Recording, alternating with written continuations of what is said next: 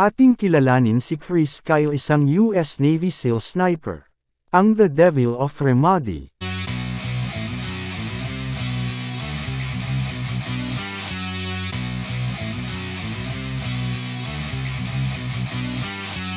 Si Christopher Scott Kyle ay isang sniper ng United States Navy SEAL na nagsilbi sa 4 na tour ng tungkulin sa Iraq.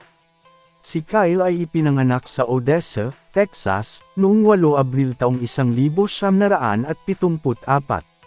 Pagkatapos magtrabaho bilang isang magsasaka, profesional na rodeo rider, at ranch hand, sumali si Kyle sa United States Navy. Mula sa isang career-ending injury noong panahon niya bilang rodeo rider.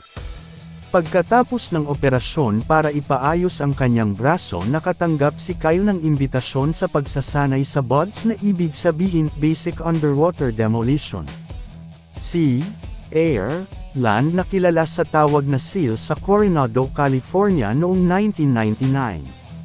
Nang maglaon ay itinalaga sa sniper element ng SEAL Team 3. Sa kanyang 4 na paglilibot sa tungkulin sa Iraq, si Chris Kyle ay nagtala ng 160 kumpirmadong patay sa buong Iraq sa mga lokal na lugar tulad ng Ramadi, Fallujah, at Baghdad. Dahil sa kanyang maalamat na katayuan, pinangalanan siya ng mga rebelde sa lugar na Shaitan al-Ramadi na isinalin sa English The Devil of Ramadi. Ang mga rebeldeng Iraqi ay naglagay pa ng $20,000 na pabuya sa ulo ni Kyle, na kalaunan ay itinaas sa $80,000 bago matapos ang kanyang karera. Kilala rin si Kyle sa kanyang hindi kapani-paniwalang mga pag-asinta. Ang pinakamalayo ay 2,100 yarda na gamit ang Macmillan TAC-338 sniper rifle. Pagkatapos umalis sa militar sa ranggo ng Chief Petty Officer noong 2009. Umuwi si Kyle at naging nangungunang figure sa pagtulong sa mga dating miyembro ng militar na dumanas ng PTSD na lumipat sa buhay sibilyan.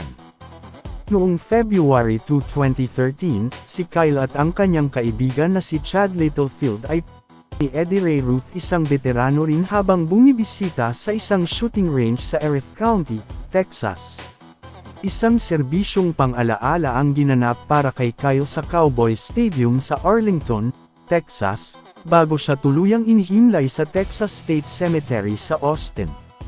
Hanggang ngayon si Kyle ay itinuturing na isa sa pinakamabisa at nakamamatay na sniper na nagsilbi sa militar ng Amerika.